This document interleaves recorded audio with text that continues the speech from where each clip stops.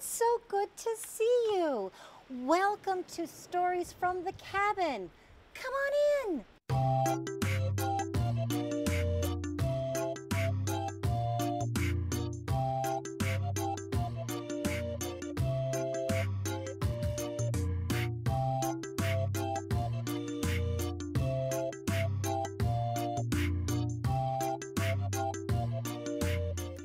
Hi, nice to see you again. Thanks for joining me.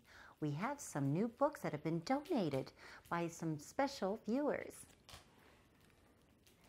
This first book is called Big Red Barn by Margaret Wise Brown, and I think we'll read it for Jasper. By the big red barn in the great green field, there was a pink pig who was learning to squeal.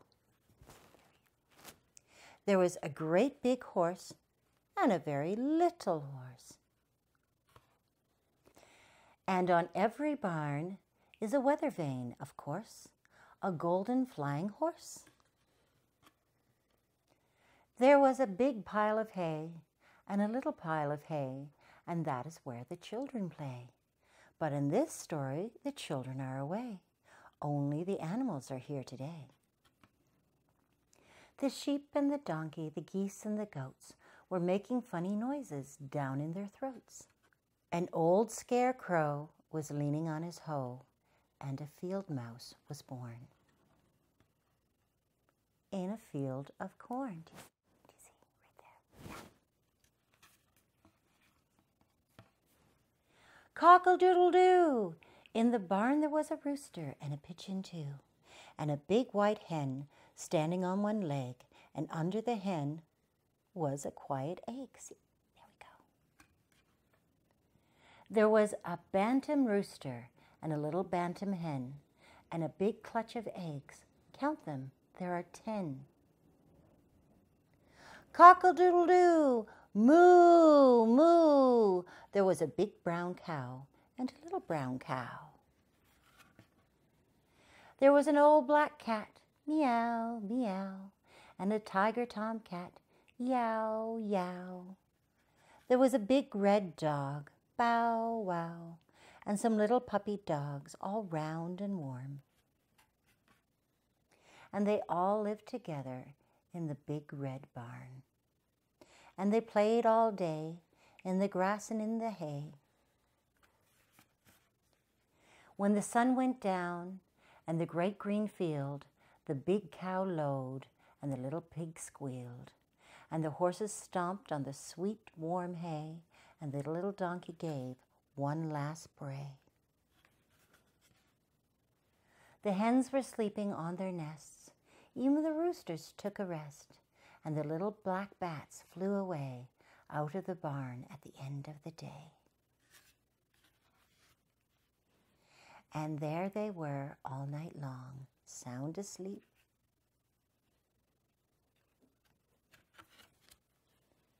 In the big red barn.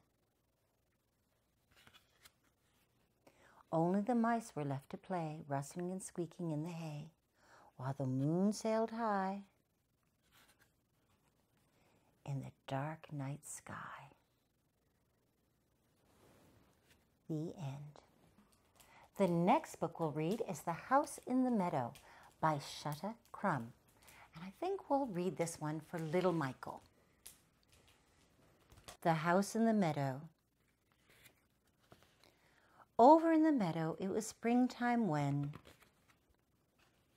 came a bride and a groom and their best friends 10. And now, said the couple, a house, said the 10. So they planned through the year, and when spring came again, over in the meadow with a bucket big and fine, shoveled Charlie with a backhoe and strong diggers 9. Dig, said Charlie. We dig, said the 9. So they dug and dumped dirt with a bucket big and fine. Over in the meadow, beside forms strong and straight, Peter mixed concrete with his messy masons 8, Pour, said Peter. We pour, said the 8. So they poured the concrete into form, strong and straight.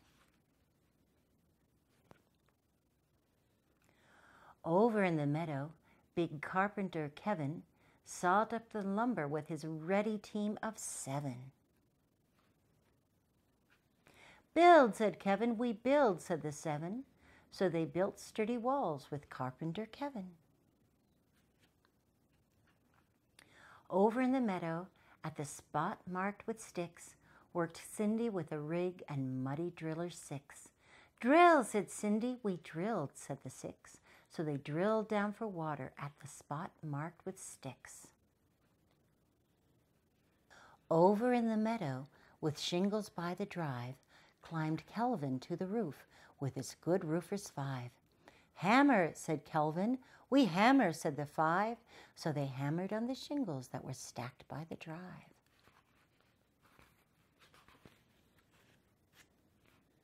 Over in the meadow, putting pipes through the floor, Florence used her wrench and apprentices 4. Plumb, said Florence. We plumb, said the 4. So they joined all the pipes going through the new floor. Look at that. Over in the meadow, testing lights carefully, wired John the electrician and his trained crew of 3. Connected, said John. Connected, said the 3. So they switched on the power in the house carefully. Over in the meadow, in the last room to do, Kelly rolled on paint with her new helpers 2. Use blue, said Kelly, for the baby, said the 2.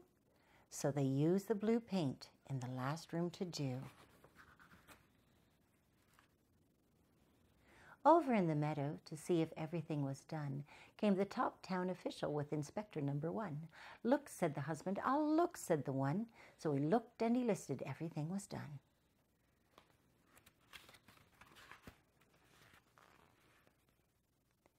There they are, moving in.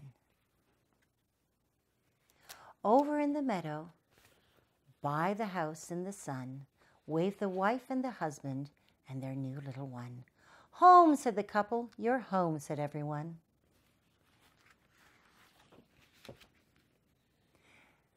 Then they lived in the meadow in their house that was done. The end. The next book we're going to read is Bye Bye Baby by Janet and Alan Alberg. And I think we'll read this one for Annika. Bye Bye Baby. There once was a baby who had no mummy.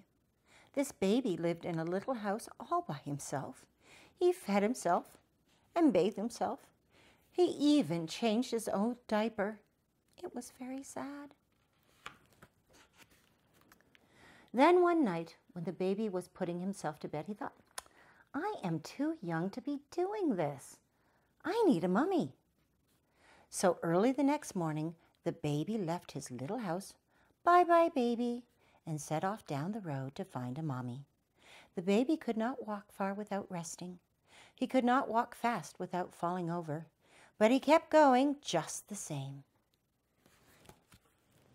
After a while, the baby met a cat. This cat was sitting on the wall washing herself behind her ears. I am a little baby, said the little baby, with no mommy. Will you be my mommy? No, but I will be your cat, said the cat, if you pour me a saucer of milk now and then. Also, I will help you find your mommy. She could pour me some milk too. So then the baby set off down the road. Bye bye baby, with the cat beside him. They had not gone far before they met a teddy. This teddy was sitting under a tree having a picnic. I am a little baby, said the little baby, with no mummy. Will you be my mummy? No, but I will be your teddy, said the teddy, if you give me a cuddle once in a while. Also, I will help you find your mummy. She could be my mummy too. So then the baby set off down the road.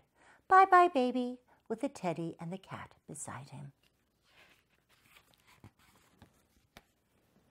They had not gone far before they met a wind-up hen. This hen was scratching in the dirt at the side of the road and clucking to herself. I am a little baby, said the little baby, with no mummy. Will you be my mummy? Cluck, cluck, said the hen, which meant, no, but I'll be your wind-up hen if you promise not to overwind me. Also, I'll help you find your mummy. A mummy is a hen's best friend, so they say. So then the baby set off down the road. Bye-bye, baby, with the wind-up hen and the teddy and the cat beside him.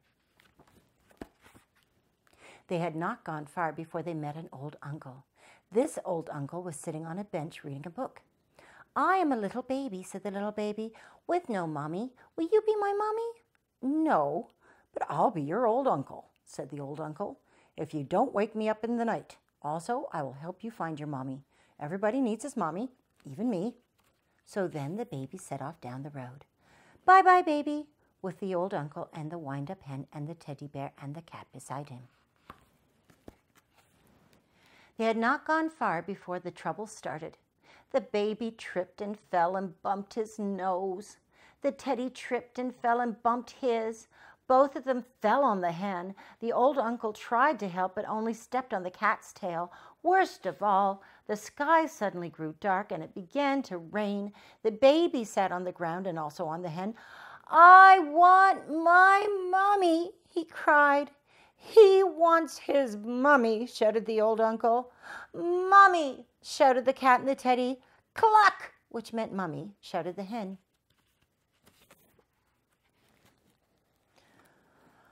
I want my mummy. Just then, around the corner came a lady pushing a baby carriage.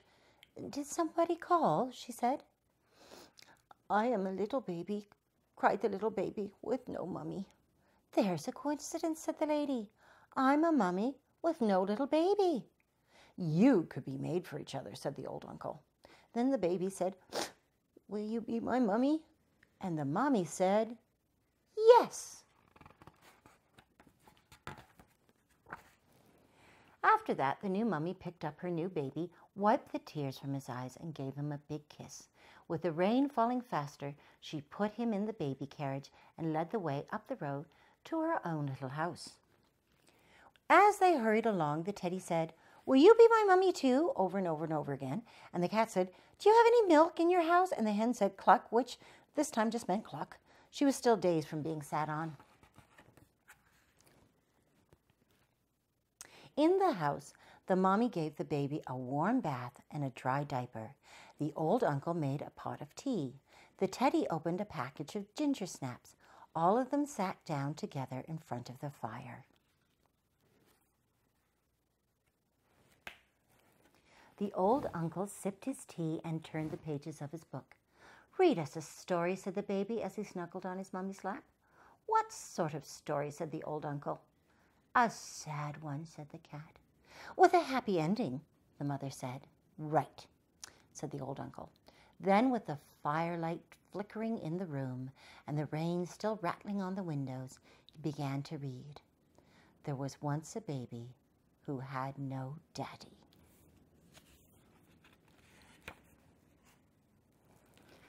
The baby's little eyes grew wide. I am a baby who has no daddy, he said. There's another coincidence, said the cat. The baby clambered down from his mummy's knee and headed for the door. He's off to find a daddy, the teddy said. After that, the baby set off down the road. Bye-bye, baby, with his mummy and the old uncle and the teddy and the cat and the white-up hen beside him. And by, the baby met a horse. Will you be my daddy? And by, the baby met a rabbit. Will you be my daddy? And by, the baby met a daddy. Will you be my daddy? And the daddy said, yes. The next book we'll read is If You Give a Moose a Muffin by Laura Joff Numeroff. I hope I said that correctly. I'm not sure. Anyway, we're going to read this one for Leah. If you give a moose a muffin. If you give a moose a muffin, he'll want some jam to go with it. So you'll bring out some of your mother's handmade blackberry jam. When he's finished eating the muffin, he'll want another, and another, and another. When they're all gone, he'll ask you to make more. You'll have to go to the store to get some muffin mix. He'll want to go with you. When he opens the door and feels how chilly it is, he'll ask to borrow a sweater. When he puts the sweater on, he'll notice one of the buttons is loose. He'll ask for a needle and thread. He'll start sewing. The button will remind him of the puppets his grandmother used to make. So he'll ask for some old socks. He'll make sock puppets. When they're done, he'll want to put on a puppet show. He'll need cardboard and paints. He'll ask you to make some scenery. When the scenery is finished, he'll get behind the couch, but his antlers will stick out, so he'll ask for something to cover them up. You'll bring him a sheet from your bed. When he sees the sheet, he'll remember he wants to be a ghost for Halloween. He'll try it on and shout, "Boo!" It'll scare him so much, he'll knock over the paints. So he'll use the sheet to clean up the mess. Then he'll ask for some soap to wash it out. He'll probably want to hang the sheet up to dry. He'll go outside to put it on the clothesline. When he's out in the yard, he'll see your mother's blackberry bushes. Seeing the blackberries will remind him of her jam. He'll probably ask you for some. And chances are, if you give him the jam, he'll want a muffin to go with it. The end. The next one we're going to read is Click, Clack, Moo, Cows That Type by Doreen Cronin. And we're going to read this one for Sadie. Click, clack, moo, cows that type. Farmer Brown has a problem his cows like to type. All day long he hears click, clack, moo, click, clack, moo, clickety, clack, moo. At first he couldn't believe his ears. Cows that type? Impossible! Click, clack, moo, click, clack, moo, clickety, clack, moo. Then he couldn't believe his eyes. Dear Farmer Brown, the barn is very cold at night. We'd like some electric blankets. Sincerely, the cows. It was bad enough the cows had found the old typewriter in the barn. Now they wanted electric blankets. No way, said Farmer Brown. No electric blankets. So the cows went on strike. They left a note on the barn door. Sorry, we're closed. No milk today.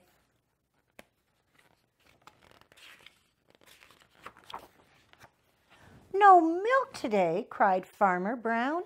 In the background, he heard the cows busy at work. Click, clack, moo. Click, clack, moo. Clickety, clack, moo. The next day, he got another note. Dear Farmer Brown, the hens are cold too. They'd like electric blankets. Sincerely, the cows.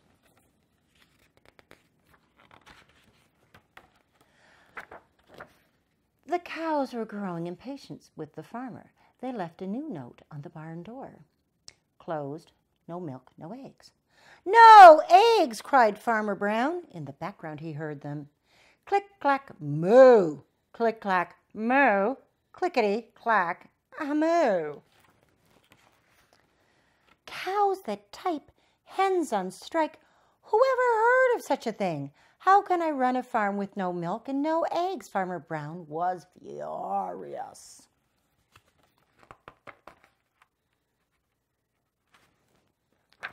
Farmer Brown got out his own typewriter. Dear cows and hens, there will be no electric blankets. You are cows and hens. I demand milk and eggs. Sincerely, Farmer Brown.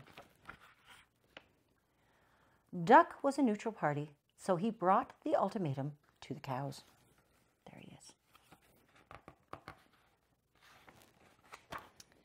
The cows held an emergency meeting. All the animals gathered around the barn to snoop, but none of them could understand moo. All night long, Farmer Brown waited for an answer. Duck knocked on the door early the next morning. He handed Farmer Brown a note. Dear Farmer Brown, we will exchange our typewriter for electric blankets. Leave them outside the barn door, and we will send Duck over with the typewriter. Sincerely, the cows.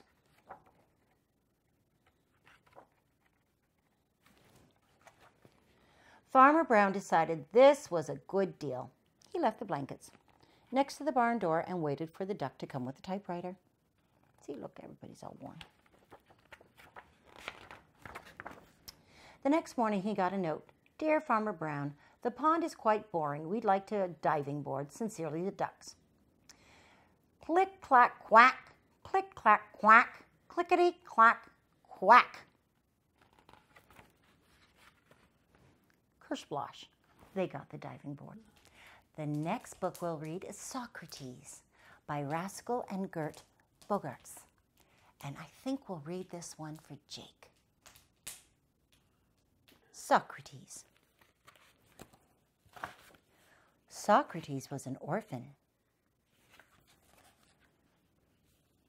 His parents had been snatched up by the dog catcher and taken to the pound, leaving Socrates to live alone on the streets. He dreamed of a home other than his cardboard box. And more than anything else, Socrates dreamed of having a friend.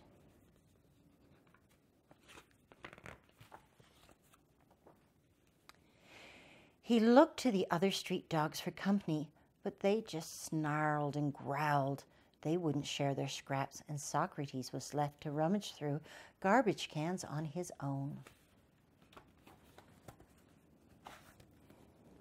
It seemed to Socrates he was always alone. Every night he wandered the streets, wagging his tail at passers-by, hoping that one of them would take him home. But the people just looked the other way.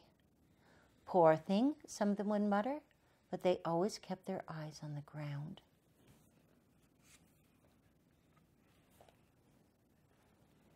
Then one day, as Socrates was scouring the street for something to eat, he found the most curious thing.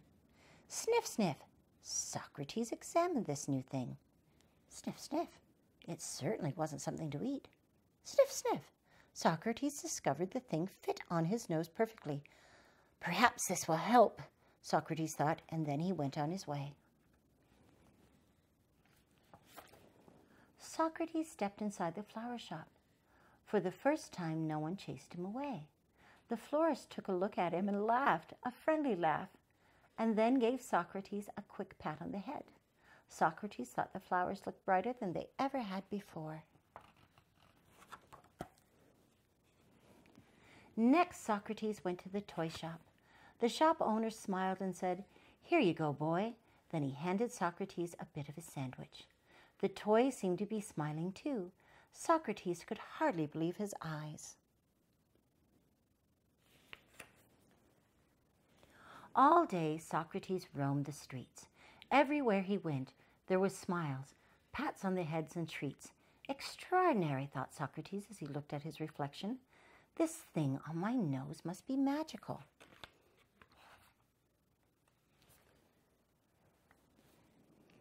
As the day ended, Socrates heard music. Then he turned to the corner and he found the music maker. The musician looked at Socrates. "Hey there, friend," he said, giving Socrates a pat. And the musician squinted at Socrates and said, "I see you found my glasses, and a good thing too. I can't see a thing without them.